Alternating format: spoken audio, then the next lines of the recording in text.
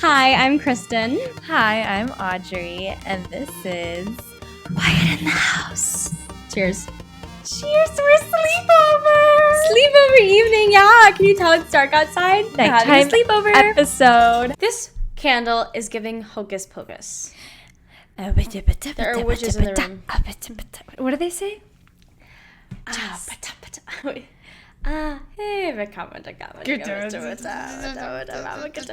Turn him mother's baby fat. Just like this. Oh my god, we're so that couldn't we? If only we had a third friend. Oh. Well, Yeah. okay. So That's so us coded. we have ice cream and another glass of wine. It's from South Africa. Anyways, Kristen, so you started doing theater when you were really, really young. Yes, I'm scared. What, why? The way you were. Sorry. Oh no, I meant menacing. You. When was your first show? As a youngin'. Like my first, I guess, community theater show. Like I was cast in a show, in a community theater show. I was 5, and it was Anne of Green Gables. Oh. And I was a twin with our friend. I played a twin. I played And a did you- very random little girl. Love it. Yeah, like immediately. You were like, this is. My parents Everything. had tried getting me auditioning for that theater for like about 2 years, and I refused to go to any auditions. Why? I think I had a fear of rejection. Like I think I thought At I the was age of 5? That's crazy. Like I definitely was like, I'm not going to that audition. Like I was like, if I'm in the show, I'll go. And they're like, well, you have to audition, Kristen. And I was like, I'm not going. I get that. I was like, that sounds like a waste of my time. So that was how I felt about that. And then I finally was convinced to go to one because I had been like loud, and I always sang and I always danced, and I like ended up like performing at this talent show on a cruise ship and won, and I was like 3. Oh my god. And then, so they were like, you're Award going winner. to the theater. And so then I auditioned for my first show I was in. So that was the first show you auditioned for, and that was the first show you got. And then the very second show I booked, I was the lead, and it was a main stage production. Oliver. And it was Oliver. I was We playing know Oliver. Do you remember your first rejection? Maybe it was just at a later date. I You're don't gonna know. like hate my answer. No, it's fine. Technically, like I don't care. The Little Mermaid. Really? Are you kidding? If we're not, because I was not stressed about the years prior to that. The shows we auditioned for. I know in what school you mean. Prior to I know that. what you mean. Except maybe Crazy for You, but I still got like a weird understudy track that I probably shouldn't have gotten, so I felt good about But myself. we were also sophomores, so that made sense. Like but it was our junior year show, and we were both in the finals for both leads. I really wanted Ursula, I didn't get it, and I think that I was like, damn. But I was doing theater in middle school, and I was doing like professional theater in middle school. I was really lucky, and I was auditioning across the country. Like I auditioned for Annie on Broadway, and then once I auditioned for that, and I got a couple callbacks for that, I started getting a bunch of callbacks for other Annies like across the country, like regionally. Yeah. Because like all the kids that were basically in finals for Annie, like I had been in auditions for something else, but you know, we got other opportunities from it. And I was in like final callbacks for 2 Annies, and I didn't get the first one, and I was like 11, and I was like, but then a week later I booked the other one. Okay. So it didn't hurt. Like I was like, so I got one of them, and I couldn't have done both of them anyways. So I guess that like week was like, woe is me, because I didn't really understand why I didn't get it, because I didn't know that I was auditioning at a new level. You know what I mean? Like I always booked the community theater show, whether I was a leader in the ensemble, whatever. I always got it, because like I was never not cast in a show. So when I was not cast, 11-year-old Kristen was like, whoa, why? You know, I couldn't understand. Yeah. Which is so funny now. But I mean, it's such a big part of the gig, isn't growing it? up, yeah. Is getting Getting the job. And getting the job. Yeah. Do you think that not getting Ursula like shaped you at all? Like changed the way you go about auditions, or like the way you value getting a role? Like, do you think it shaped you? I don't know if that specific show did. Like, I definitely have a new appreciation for it now and a new understanding just because of life experiences and being more so in the industry. And also, even then, like, I remember being like, the girl who got it, I was like, fair. Yeah. Like, I was like, that's totally fine. And you know what? She was great. And I think I, like, understood it deep down. I think I just was like, oh, my ego's bruised. Especially because, like, also, you and Rylan were my best friends. They were the leads. So I think the idea of us doing something as a trio, which is funny because the very next show we were. But I was like, oh, and then I, like, didn't pull through in the plans. Oh, my fucking God. You know what I mean? So I was like, well, dang it. Rylan and I weren't friends yet. That's true, but, like, you two were really good friends of mine. Rylan was getting close to me because they were like, this girl might be Ariel, and I might have to kiss her, so maybe I do remember that. I remember, like, them thinking that you were going to get it. But, yeah, so, have you ever gotten... I hate my answers. Why? Because it's just so, like, me coded. No. Everyone's like, Kristen, like... No, you are Kristen. Like, that's so iconic. People love you.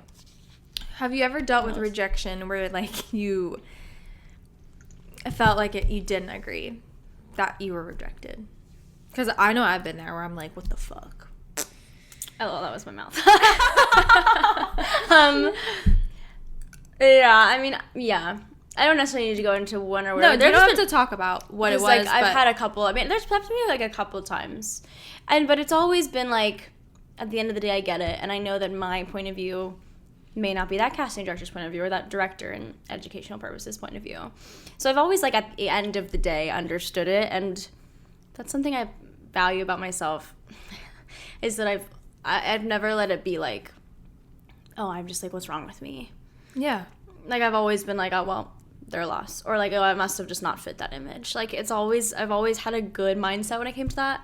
But there have definitely been things where I was like, what the hell? Like, what were they thinking? But I think we all do that. Like, where it's like, I think I know what they're looking for, or I'm so perfect in my head for something, and then it comes out and it's someone that could not be more different from me, and I'm like, literally, what the fuck? Yeah. But then that just means we didn't fit that person's mold. Yeah. Which is fine. And they don't have to agree with me. Yeah. I always say it's like I go into an audition thinking I need to be the missing piece. Yeah. But it's like actually their job is to like put the puzzle together. Yeah, I don't need to do anything different. Yeah, like I did what I came here to do. I spread some sparkle. Boop, boop. And if they don't want it for that, then fine. Like, a good story for this, actually, is... Don't be sorry. It's your interview, bitch. High School Musical. Oh, my God. You remember this story? I don't know what you're about to say. We did High School Musical together in high school. We did. And I was, let's guess, I was Sharpay Evans. I was Ryan. Can you imagine? No, I wish. No, actually, Cameron was fire. I was Sharpay. Audrey was a cheerleader, which is also tea. I mean, you were in finals for Gabrielle, and I was like, oh, damn, she's fire, and it's fine. I do love Gabriella, too, but you also would have been a finals Gabriella. I got to shoot some hoops on stage. Yes, you did. Kind of happy about that. But I was in, like, a privileged situation where I was decent friends with the director, and I knew I was dating the stage manager.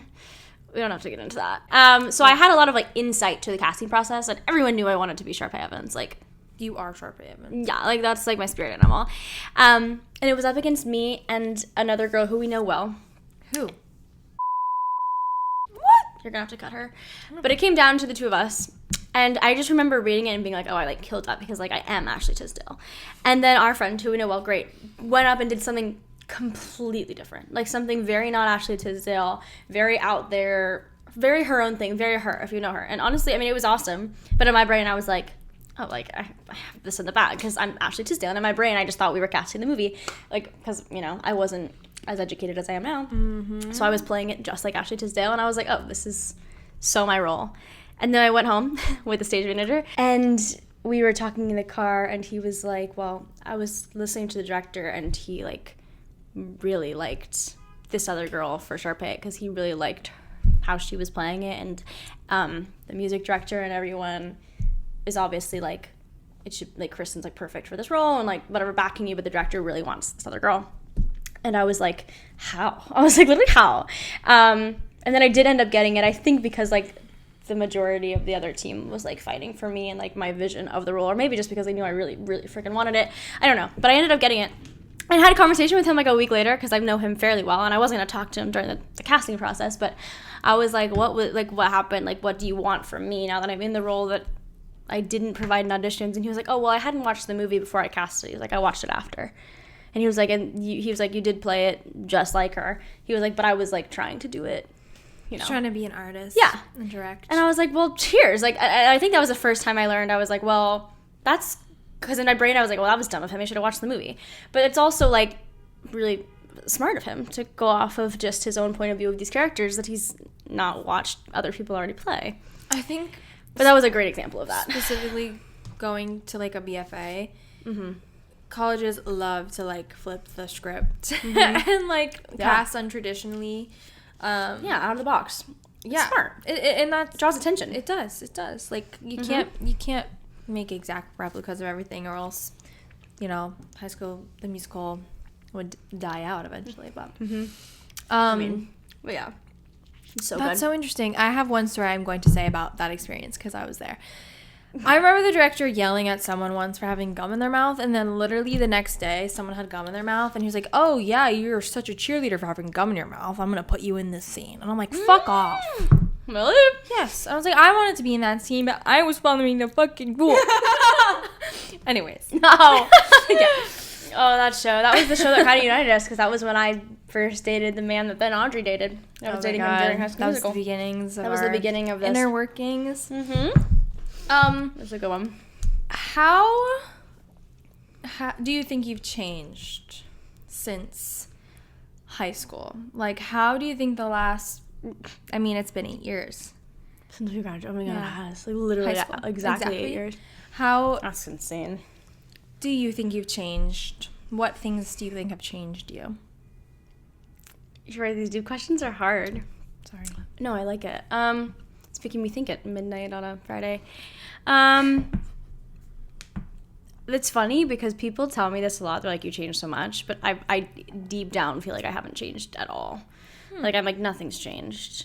I feel like I still feel like a child. Like, I'm like, I don't know. I do think, like, my BFA humbled me a lot. Maybe not humbled me, because I don't think I could be more humble. But I do think it introduced me to a world where I'm not the greatest person in the room or the loudest person in the room. And it's funny because high school, I wasn't like that either. There were so many great talents in high school. I just think I viewed myself as like the top of the pack all the time. Sure. Which, like, I hate saying out loud, but no, I think that's like what my childhood raised me to think about myself. And like, it was kind of just fed in high school to an extent. I think I was humbled in high school too, but to an extent, it was just built. And then I got to college and I was like, oh, like, you've described it as like you were a big fish in a small pond, and then you were a big fish in a big pond. Yeah. And like, everyone had very different talents, and it wasn't just about me being perfect for everything. It became me being like what was best for me, instead of just putting myself into whatever mold I needed to be for that show, which I still struggle with. I'm dealing with that currently. Yeah. Like, I feel like once you're put in the industry, you just think you're supposed to, because of your BFA, be able to do every single 25-year-old female character. And you're not. The soprano, the belter, the alto. I'm supposed to do it all. You're not. And it's almost an injustice to do that to yourself. It is. And I'm still learning that. You're not going to do your best work if you think the things that you're mediocre at. Like, you're going to feel like thrive in. We were talking about this the other day, and we're going to probably get into more of this in a future episode. But your college and your high school, they mold you into what they need. Point blank period. Sure, they're going to cast a diverse, class. Your class will be diverse, and you'll all be different, and you'll all be good for different things. But at the end of the day, they are casting a specific show, and they have 18 of you, and they are going to mold you and put you where they need you to be. So the women that are 22 playing 50-year-old women in college, they're not doing constantly now have to re-advertise themselves to what they actually are now as 25-year-old women in an industry that has everything. Has 50-year-old women. Everything. Yeah. So, like, what are you now? And I just think I wish I was told that earlier. Yep. As to, like, know that this is what you're going to play right now for an educational purpose. But, like, that doesn't mean that that's who you are. I wish the colleges did better shows. Like, can we stop doing shows with, the same middle-aged people in it? Because, like, we're not going to be playing those unless we're doing maybe, like, a summer stock would maybe. Yeah. But that's kind of, like, not everyone's needing to do summer stocks anymore. So, like, no. Let's stop, like, conditioning 22-year-old mm-hmm. comedic people that they have to be able to play a 50-year-old woman right now. Yeah, totally. It's hard. It's a larger topic. It is a larger topic. Yeah, I don't even remember how I got into this, but yeah, I feel the same. I think I just have a new level of sensitivity towards like humans. I mean, that's part of being a human. Like, I also think COVID did that to us. Sure. Yeah. I think like our generation has either numbed out or has gotten very aware and very sensitive in a good way. I hate using the word sensitive because I feel like people think it's negative. I don't think it's negative. It's not negative. Or we've become very in tune with our emotions, and like it's gone either way. Mm-hmm. And I think I've gone towards like the sensitive side and like just overly sensitive towards strangers, which I think is a nice quality to have. Maybe not always in New York City, but like it's a good quality to have, which I value. That's awesome. Those are some ways. Yeah. Probably been a lot more, but that's all I can think of right now. Because I feel the same. I can say as someone who's been an outsider on you, like I'm not Kristen, but I've watched you grow up and like grow. You have changed so much. Even like Mandy was like, she reads your blogs too. Like I know you don't do it like regularly as you used to, but when you started that, she was like, oh my god, like who is that? I was like, that's Kristen. Mandy would never let me hang out with Audrey. We did, but she probably was really scared. She probably was like, oh god.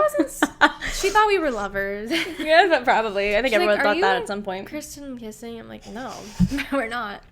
She tried, but no, she's trying. No. That's funny. I like that question. Hibachi or melting pot? No, I don't know. Good luck. Oh, does people know what melting pot is? Melting pot fondue is a fondue restaurant. It's a chain, mostly in Florida, but there's not a ton of them. And yeah, you do an appetizer fondue, a main, and like a dessert. Oh my god, and a salad, but that's not fondue. I think like at the end of the day, if I could only live with one, sure. I crave hibachi more than I crave melting pot. I understand what you mean. I think if I had melting pot every day, I would be sick. Yeah, and I don't crave it as much as I crave like just some good like meat and veg. Yeah, some good Japanese food. But if I'm choosing like tomorrow night, we're making a reservation at, hibachi or the melting pot. I'm gonna choose the melting pot probably every time. I think I'm the same. Yeah, I'm the same way. But there also isn't one up here, so like, but if I had that option and we're like going out, I would choose the melting pot every time. I think I would too. But if I could forget about one or the other, I guess I'd forget about because now they have Hibachi Express. It's so easy to get hibachi. You don't even need and it's everywhere. Experience. And it's always good. It's always good. They never miss. That MSG.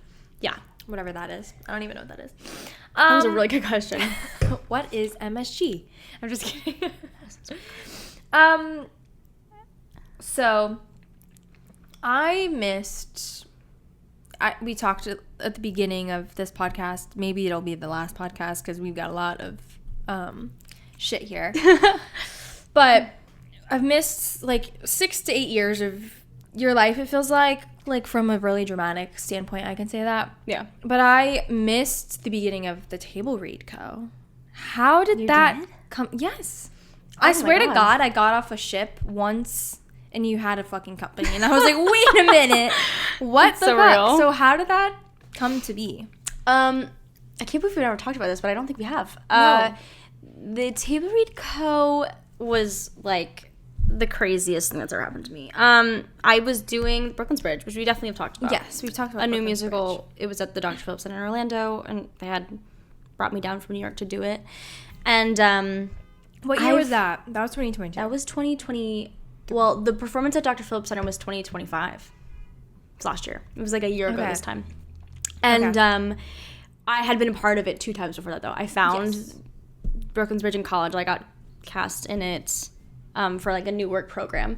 And then I got invited to do it again in New York at Ripley for like a reading, an industry reading. And then that got picked up and brought to the Dr. Phillips Center, which is crazy because it's basically my hometown. And it wasn't like a connection from my hometown at all. Do you know when that theater was built? Because that's like a new theater. Dr. Phillips? In a scheme of I opened it. Theaters. Do you remember that? Yeah, wait, fuck. So that was I performed at the opening of the Dutch Folk Center 2014. 2014. And I was one of the 4 kids chosen. Caroline's there right now doing 6. I know. And I was like, that theater's fucking theater. new. And she was like, it's so beautiful. Yeah, it's like, I think it's 12 years old now. Wow. But yeah, I was actually part of that opening night, and it was like stupid crazy. I think I was like, it was our freshman year. I remember you. I probably thought I was like the coolest thing ever. Here we go again. Kristen being an obnoxious brat. And so I found it from college. I loved it. And I truly believe that new work is like really not inaccessible. That is the word. I'm not going to stop myself. It's really hard to get involved in this fresh of work unless you're friends with the writers or you have connections to the writers, because it's cheaper, it's easier, and like, why wouldn't you cast your friends? You can. Like, it's an easy process for you to just choose people. They're not doing opening calls usually for first round workshops. And I just was initially very selfish because I was like, I wouldn't have found this if it wasn't for my college, and I've now followed it to its world premiere, and I have some amazing connections with these directors, and I was selfishly ready to do another new work, and I've just had the worst time, especially as an equity actor, finding new work that would cast me as a stranger. So I was like, I'm going to put out a listing on Playbill, just requesting, like, I will produce a new work myself. I will pay for it 100% at Ripley. I will do like a week workshop, and I'm just going to put this listing out and see if any writers would let me produce their work, and I'll just pay for all of it. And I put it up at like 8 p.m. on a Friday, and I woke up the next morning and there were 100 scripts in my inbox. Oh my God, that's amazing. From writers. And I immediately, I called my dad, and I was like, well, I could choose one and produce it and call it a day.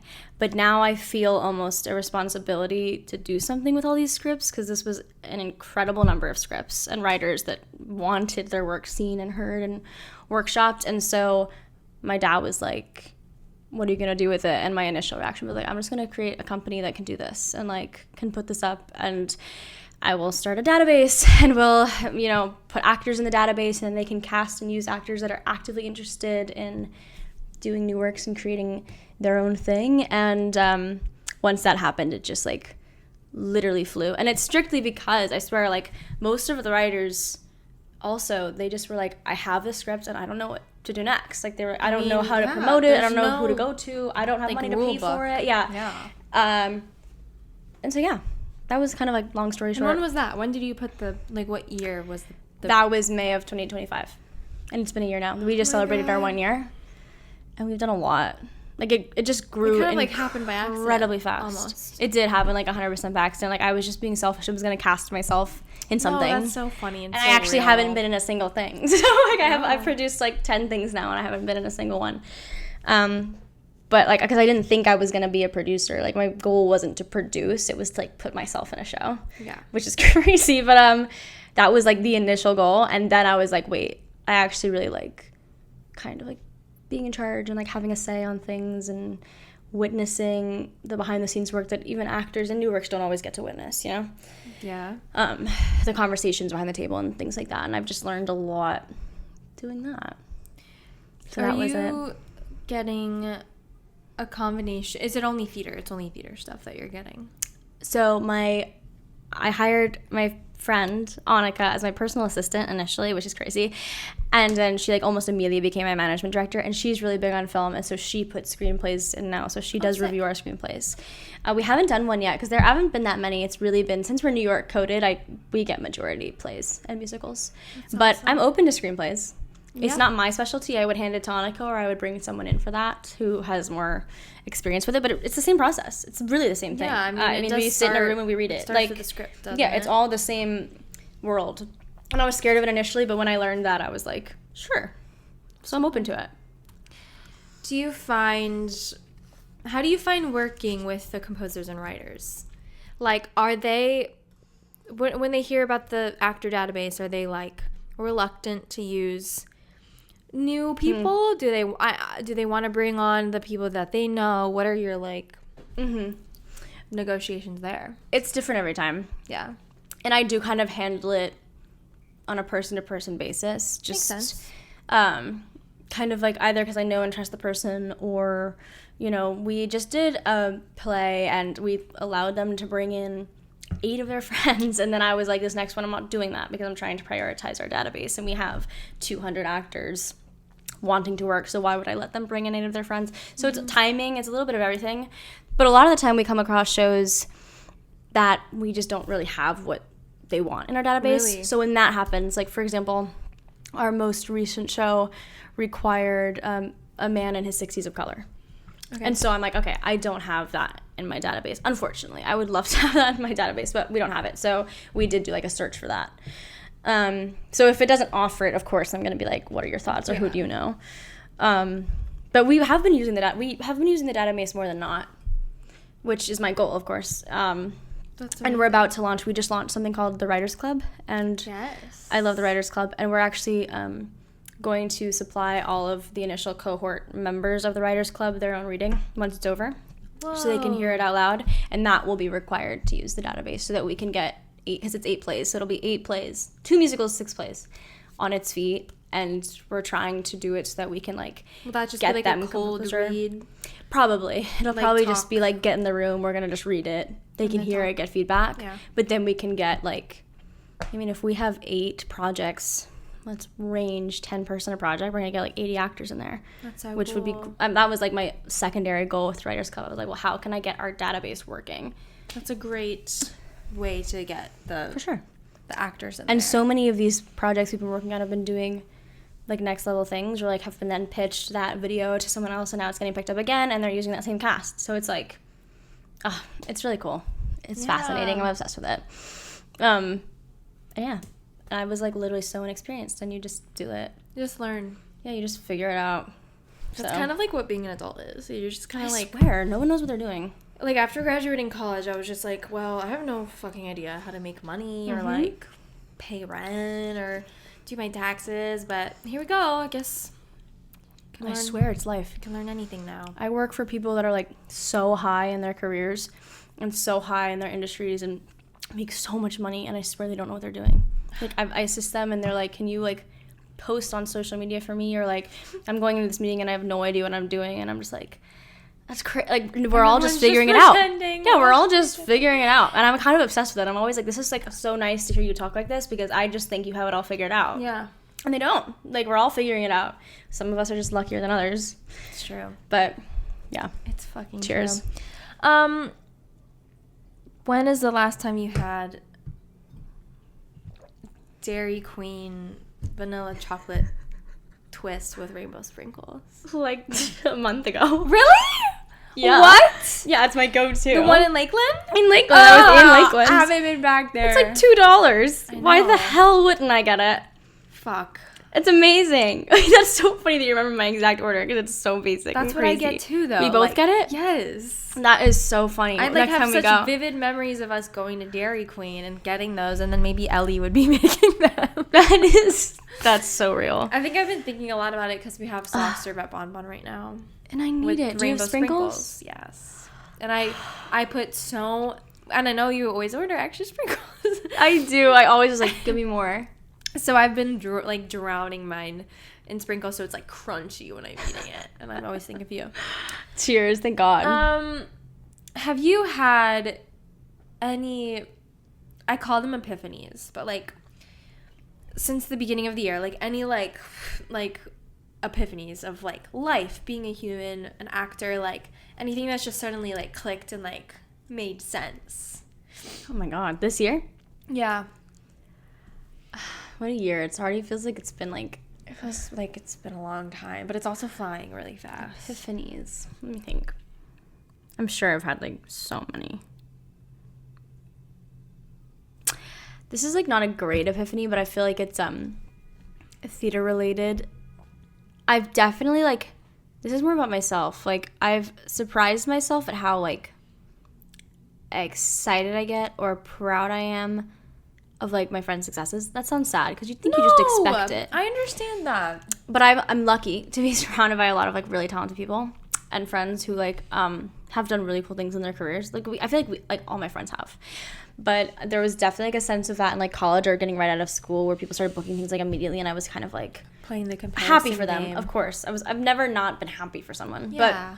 But it was always like you think it's a reflection on you. But yeah, like why didn't that happen to me? Yeah. And like that I think I realized probably a couple months ago that kind of just disappeared. Like, I didn't really have that anymore. Like, it just was, like, pure excitement.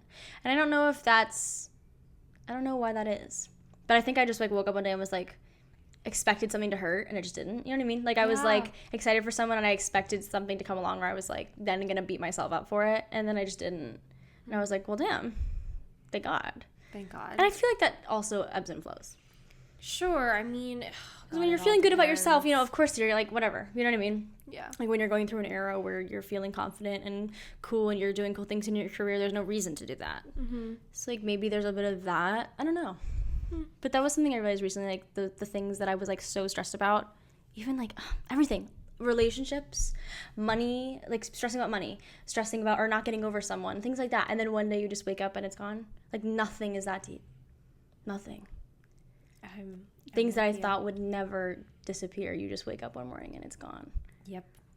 Like, it's a good feeling. No, it's like the best because I'm like, oh my God, I'm like free. Yes. And it's like most of the time I just haven't thought about it in a while, and then I think about it and I'm like prepared. I'm like prepared for that to suck. Yeah. And it like doesn't suck anymore. Yeah. I don't know if that's an epiphany, but no, I think that's understanding it. I think that's, you nailed it on the head. I've been feeling that as well this year, of like expecting something to just like, and then it's like, okay, wait, I'm okay. Maybe that's therapy. Maybe it is therapy. I'm sure my therapist has something to do with that, but who knows? Who knows? Magic behind the scenes. Okay.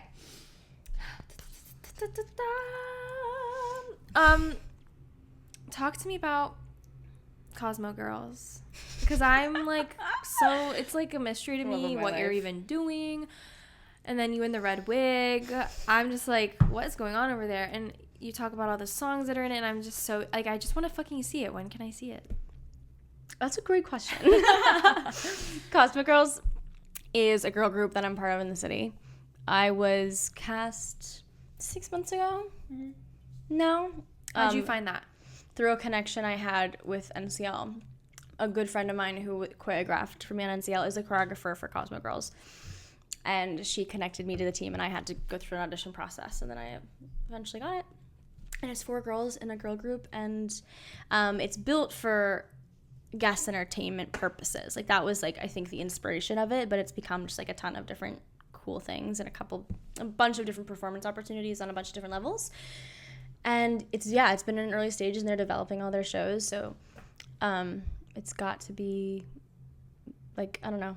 So I'm slowly watching it develop. There's multiple shows. Yes. There's lots of different shows. And we all do, like, different things, just kind of dependent on what that show requires. And a lot of us cover a bunch of different tracks. Like, a lot of us cover 1 or 2 tracks. And so we get to learn lots of different sides of it. It's one of the first times I've gotten to swing. Really? I've never really swung before, except once in college, and you can barely call it that because, like, I didn't. How do you like it? Or how do you hate it? I'm surprisingly, like, good at it, guys. I don't want to, like, shock myself, but I'm, like, surprisingly very good at it. Really? Yeah, like, I lock in, and my brain does, like, weird shit. I get it. And I never would have thought I'm good at that, especially after, like, watching especially most of my friends who I know who have swung, most of them have swung in 6. So that's just the age rat and the friends that I surround myself with. Like, a lot of you have done that 4, 6. And it's honestly, like, I mean, I've never done 6, but it's very similar because it's just a bunch of females, and we're all doing the same numbers. It's kind of the same choreo, but there's a different arm here, there's a different count there. And, like, I just surprised myself. Like, I think I just always felt like, oh, that must be impossible. Mm-hmm. And then I did it, and I, like, surprised myself. Do you feel like that you surprised yourself when you did it? Yeah, there's definitely, like, there's kind of, like, aerial vision. You have to, like, and, like, see the bigger picture. And then once you, if you understand the bigger picture, you can kind of do whatever. Yeah, once you, like, can do that in your head, it's, like... Yeah. You understand It's weird how quickly you just, like, lock into a track. Like, I'll be like, oh, I'm so nervous to switch tracks. And then I'll go in, and it's just, like, it just happens. It happens, yeah. It's very strange. It's really cool. But I am, like, covering one main track. I mean, I have, like, my track now. And because, like, it's meant to have multiple different women going in and out, like, so that it can do different shifts and it can do different things. But right now it's just, like, basically a group of 4 of us and, like, rehearsals for it now. So I'm playing, like, one track. But... it's very cool to, like, jump back and forth. It's like a good challenge. Like, what is the show about? Women dating in their 20s. And, like, kind of how we're all in completely different times of our lives. Are you playing the engaged girl, though? Are you? I've covered the incredibly single girl, like So the funny. one who is like freshly single, and like the one I'm doing now the most is engaged. Okay. Yeah, but she's still like super into her sexuality and like has like lots of history of dating and very me, honestly. Yeah, so the main track I'm in now is a little more suited to me, but I had a lot of fun playing the single one because I get that too. Like I don't get it anymore, but that was like my life and that was very me coded a couple of years ago. So yeah, it's interesting. It's really cool. I love it. It's really, really fun. I want to see it. I'm excited for the day I get to see it. You have a sister? Hell yeah, I do. Lindsay! Woo! Lindsay! What is your, like quintessential sister memory? Because, like, I'm an only child. Oh, dear God. And, like, what's, like, your, like, what do you think of when you think of, like, being sisters with Lindsay Brock? Do you have one where you're, like, a story? I fucking hate her, like, I fucking love her, like, what, yeah, story. You can, like, whatever you think of. I mean, like, right off the bat, I think this to myself all the time, and you know Lindsay. I know Lindsay. I just think I'm, like, the luckiest girl in the world. I'm so cheesy and crazy, but, like, I think a sister relationship is, like, super special. I'm sorry, but, like, sister relationships are so special. And, like, my mom was a twin, and they were, like, obviously closer than life. And I just always, like, looked up to that. And Lindsay and I were not close growing up. Like, we were always great. Sorry, no, I'm fine over here. we were I'm on my period. And I'm an only child, so I'm like... Yeah, well, you have me. I do have you. But, yeah, like, growing up, we weren't, like, super, super close because I had, like, a trillion friends. And she had, like, her bestie. And, like, we were 3 years age different. So, like... I mean, it's always weirder when you're younger. Yeah. But I always, like, admired the relationship my mom had with her sister. And Lindsay and I kind of always mirrored that. And then when I moved out, bro, like, we, like, became, like, that. Like, it was really, really fast and really strange. But she's just, like, my soul sister. I, like, literally, like, yeah, I don't know how to describe it. I feel, like, bad for people, like, don't have, like, a Lindsay. I think she's, yeah, she keeps me grounded. That's awesome. But no, yeah, we did not get along as kids. I can imagine that. We were I can so imagine different. it being hard to get along with you as a child. Oh my God, no. Like, Lindsay was very, a good way to describe her as we were kids was she just was very used to letting it be about me. Like, I don't know how else, like, she was in theater, but she wasn't as passionate as me. She wasn't as loud as me. She was very good at just, like, sitting with my family in the audience and watching me do my thing. And she had a really beautiful college essay. I don't know if I ever showed it to you. But it basically was about how she grew up feeling like she was, like, living in my shadow. And then discovered one day that she was, like, it kind of sounds cheesy, but it was really beautiful. Like, but, like, she discovered one day that, like, the person operating the spotlight is just as important as the person under the spotlight. Stop making me cry. It was really beautiful. And she was just like, I just had to learn that my importance was, like, equally as important, but it was different. I've always heard that there's that dynamic with 2 siblings. Mm-hmm. Like an older, like, girl and a younger girl. I've always heard that. Yeah. Of, like, there being, like, this shadow on the younger person. Yeah, which is funny because I feel like in most worlds, the youngest is like that. That's, like, the youngest is, like, personality. Mm. Like, the younger one's always the loud one, and the older one's always, like, the, you know, more, like, motherly type. And we just weren't. Like, she's very much... Like, if you hang out with us, she gives older sister, and I give younger sister. She does. Yeah, she does, actually. She grounds me much more than I ground her.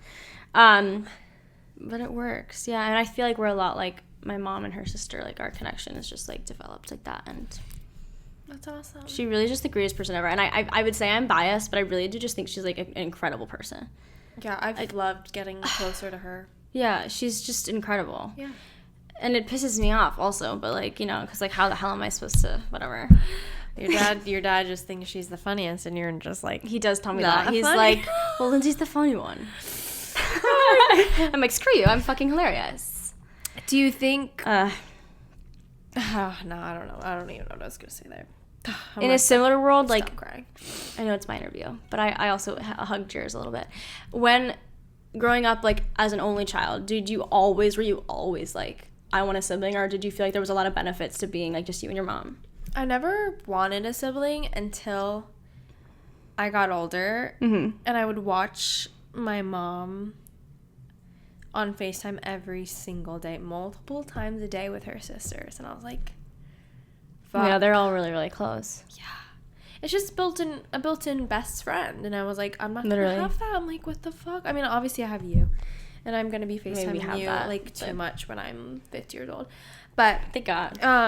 We'll be teleporting then. Yeah, woo. You can be 2 places at once. No. But yeah, it wasn't until I think I like got out of college and I was like, oh my God, my mom has built-in people like forever. And I don't have that to an extent. I mean, it's chosen family and like that's what I have. And I'm so lucky I have that. So no, I mean, you have a lot of us. I do. I got some good eggs. Yeah. Okay. Man. So you did your own solo show on the cruise ship. I did. What was it about? What did you sing? Again, this is another thing that I found myself wondering when I was like, oh, I missed this part of her life. Like, what the fuck? So, like, what was it? What did you, like, talk about? My guest shows are crazy. That one, the one that I did the most, was called Kristen Press's Shuffle. What? And it basically was just all my favorite songs from growing up and, like, my life. So there was no genre. It was just, like, a range of music that I felt like I was, like, raised on and loved. And then I would just start the songs. So which Billy Joel song did you sing? Vienna. Of course. It was dedicated to my dad. Joy. And then I had a song dedicated to my mom. What did I say? I was Here Comes the Sun by the Beatles. It was dedicated to, like, my mom. And, yeah, I just had, like, different stories for each song and why I loved them. And I wrapped up the show with a medley of, I had someone design a medley for me, super bougie. Ooh. And it was Hopelessly Devoted to You, into Super Trooper, into The Way We Were by Barbra Streisand. And it was just, like, kind of, like, my idols and, like an idol medley of types. So that was the only musical songs I did in the entire show, if you can even call, like, The Way We Were a musical song, whatever. And, yeah, it was just, like, my favorite songs from life. That's so cool. And I liked it. It was cool because it just, like, there was something for everyone, you know what I mean? Yeah. But I would love to create, like, I don't know, an inspo show or something. Like, I love seeing shows that are, like, this person versus this person. Or, like, I don't know, something that, like, has a more in-depth thing. Because my other one was just a Broadway show. Okay. It was, like, 100% Broadway songs and just all my favorite, like, my era of, like, I think it was, like, Singing Through My Resume is what it was called. And I just sang through a bunch of the roles I've played and why I loved them and... but I would love to do something a little more creative. I just wasn't in that mindset yet when I was creating those shows. And the two ideas felt very, you know, solid at the time. And now that I have them, I'm like, how can I make it more interesting? Yeah. Because that's, like, what sells, especially with, like, the guest star shows. They just care about, like, the quality of your show and if it's going to be cool and if it's different. Mm-hmm. And, like, I wouldn't call my shows different. Everyone has a second Broadway show. Everyone has, like, a cool show and then a Broadway cabaret show. Everyone, like... singing nighttime shine. Like, literally. And, and most of them have been in it on Broadway. And that's the thing. It's like, it's always like 80-year-old phantoms. I've seen a lot of Jersey like, boys. It's always a Jersey man. Yeah, so it's very interesting. It's cool. Yeah. Fun. I would like to see it. I know you have a video, I'm sure. I think it's hidden somewhere. I did not like it. Why? I'm already so picky. I know you were saying that you didn't like being yourself on stage, and that's kind of like partly why I brought it up again. I did not. I hated it, actually. Why? I don't know. I just hate being unscripted. Is it the same? Do you feel that way in auditions? Like, I know you kind of talked about that a little bit. Guys, I'm, like, really crazy at auditions. Like, are you scripted in auditions? Do you have a script? No, but I do things. Did I ever tell the story of me doing something on accident? You're like, I accidentally forgot the words, and then you started doing it on purpose. On purpose. To be funny? Because they laughed. And when I forgot, like, so the you're line scripted. In one of my songs, and then I, like, recovered well, and they were like, that was great. And then I did it again in another audition. Like, I did it on purpose.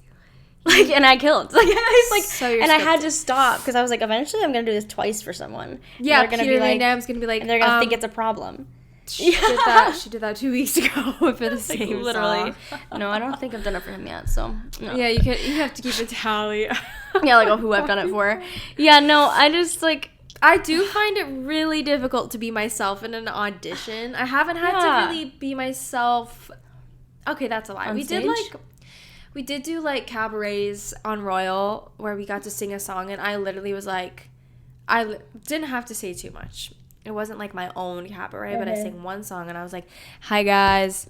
I'm really awkward, so I'm just gonna sing. And I would, like, sing my song. That's so you, Coder, just, like, not even funny.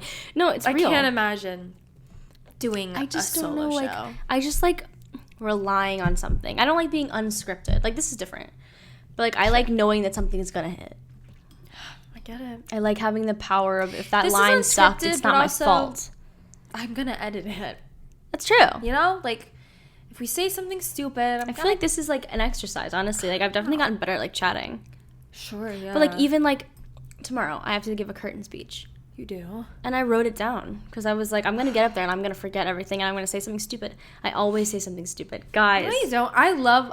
Dude, whenever I talk in your rehearsals, I say some crazy shit. I always say some crazy shit. Kristen, you don't understand how much I love being in the room with you when you're a producer, and like you're such a cute, funny person, and I'm like, everyone else gets to like experience this for the first time, and I'm like, oh my god, they love her, and I love it. Like, I'm like living vicariously through that. But I'm like, oh my god, they think she's so funny because you are.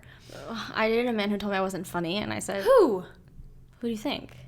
He used to tell me to stop talking because I'm not all the time. He looks like funny. He looks like a Muppet. Fucking asparagus. He is. Anyways, this is kind of funny. I'll be really quick.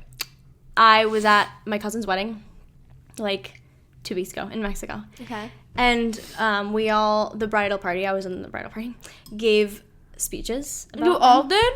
Yeah, it was a very small bridal party. Am I going to have to give a speech at your wedding? I mean, you're going to be a maid of honor, so, like, yeah. You will. Not about that. Not everyone will, but you will. I'm going to have to start thinking. And so we were at our wedding, and everyone had to give a speech. There weren't that many of us, because it was in Mexico, so it was a small bridal party, and we all came up and gave a 2-minute speech. And I decided to do it unscripted, because I was unprepared. Most of us did it unscripted. Were you drunk? I was tipsy. This was at the rehearsal dinner. Oh, but okay. I was tipsy. And they met, I'm kind of like exposing them, but it's sweet. They met at like a language camp. It was called French camp. This is a crazy thing. They would go out of state, and it would be like on like, it was like on a campground. It was treated like a summer camp, but they only were allowed to speak that language. Wait, that's beautiful. And they were learning it. That sounds like a book. It was really cool, and all my cousins did it, and they all, like, 2 of my cousins speak Chinese fluently, and she speaks pretty strong French, because they literally were not allowed to speak any other language, so they just got thrown into it and had to, like, learn and develop languages. In French? I don't know, they must have been cheating a little bit. Oh. Anyways, they met at French camp, and now they're getting married. Cheating? Like, they must have been talking in English, right? Oh, I thought you meant just not in their classes. I don't know. I don't totally understand the whole French camp thing, but I'm fascinated by it. And I get up, and the very first thing I say goes, guys, like, ridiculous. We're like, oui, bonjour. No, but my fiance's here, might I add. And I get up, and I'm like, French camp, am I right? No one laughs. So I freak out, and I go, I need a French camp in high school. No one laughs. Again. That's not funny. That wasn't funny. So I'm like, I really wish I had a French camp in high school, and my cousins and my parents are looking at me like, and I'm like, fuck, Kristen. That's like, I just can't. I just say the stupidest shit, and later she came to me. She's like, Kristen, that was so funny, and I was like, then why didn't you laugh? You should have laughed. I was like, it was awful. It was so embarrassing. Like, of course, that's what I said. Do you ever say things like socially, and then you just think about it for like every day, and you're like, fuck? Not every day, but I think about it like immediately, and I'm like, wow, that was the stupidest thing I could have ever said. And then I beat myself up for 30 seconds, and I forget about it. Okay, I don't forget. Like, you'll see me on the street, and if you see me going like this, like, it's because I've thinking about something from 48 hours ago. Silly. I'm just bad at it. Okay, so, this is my final I'll have question. a script when I give a curtain speech tomorrow. Yeah. This is my final question. It's related to the cruise ship solo show. For this year, I mean, it's been like, 5 months, almost 6 months. We're almost at the 6-month mark. That's crazy. We started this podcast like 6 months ago, kind of. Like the birth of it was 6 months ago. I really didn't think we'd pull through. Me neither. But we've done amazing. Me neither. Like, we're at this. It's like a career now. Episode 11, I think, or maybe it's insane. As well. What would your song of this 6 months be if you had to like sing it in a show and be like, my last 6 months? Like, what would your song like be that represents the last 6 months of your life? where the hell is my husband? Because Kevin works so fucking much. Like, man works at Bon Bon. He's gone right now. He's coming home. He's cheating on me with Bon Bon. Guys, we're not good at ending it. Come on. I didn't write us a script this time. Oh my god, my ice cream is melting. Guys, this went so long that I'm pretty sure we made it into 2 episodes. Follow us on Instagram and TikTok at Quiet in the House Pod. And listen to us on Apple Podcasts, YouTube, and Spotify. Don't forget it. I'm Kristen. I'm Audrey. And this is Quiet in the House. Whoa. I can't believe we just did that. That was a lot. That was like the longest thing we've ever done.